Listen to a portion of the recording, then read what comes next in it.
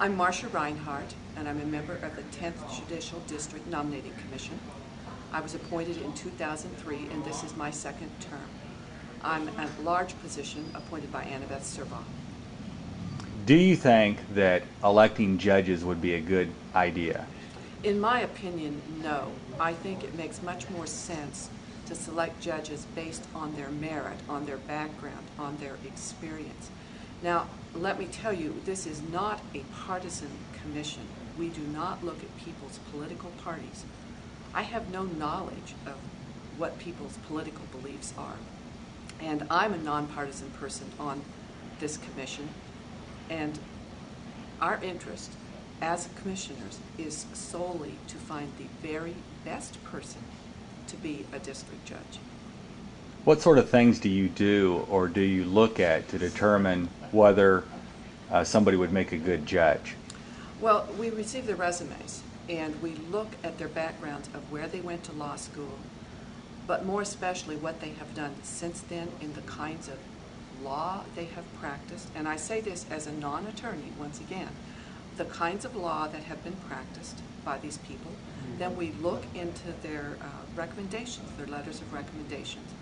And we also hear from people who have been their opposing counsel. So we try to get a sense of what kinds of attorneys these people are.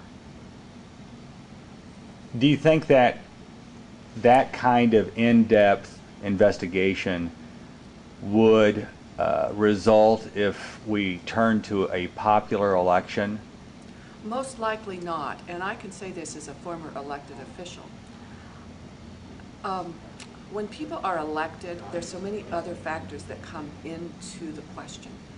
Not only their background and their abilities, but also the people who support them. And there would always be the question of contributions, for example, to judges' campaigns. And then if the person is elected to be the judge, now this is my opinion, if that person is elected, then the question would arise by any client who goes there with his attorney. Well, did my attorney contribute to that campaign? Did that affect the judge's viewpoint of my case?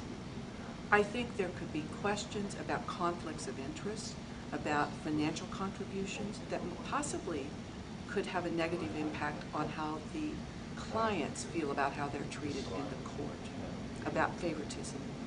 Could you, turning more to the Judicial Nominating Commission as it exists now, can you tell me a little bit about how it's made up?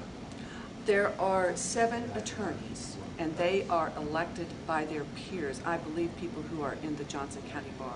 I'm not a part of that process. There are 7 of us lay people who are not attorneys and not politically motivated in the process. They are solely there to choose to help select the panel of 3 people whose names go to the governor for her final determination and selection, or his, depending on the governor. Did that answer your question? Yes, absolutely. Do the attorneys on the panel exercise undue influence, or do they have more control over who becomes a candidate that is sent to the governor than the lay people? Not in my opinion. We are equal. We have 1 vote per person when we make the final determination about whose names go to the panel. Of course, we respect their opinions about their experience, but we also respect the lay people's opinions about how they respond, how they feel in the interviews, about the candor of these applicants, about their ability. We've done the same research into the legal ability. Of course, we interpret it a little differently. I think we lay people look at these candidates probably thinking, if they were the judge, how would I feel before that person? Would that person be respectful? Would that person be understanding of viewpoints of other people of both sides? Would that person be willing to help mediate viewpoints and not be confrontational? It's not like on TV where there's a big confrontation. This is the day-to-day life in court.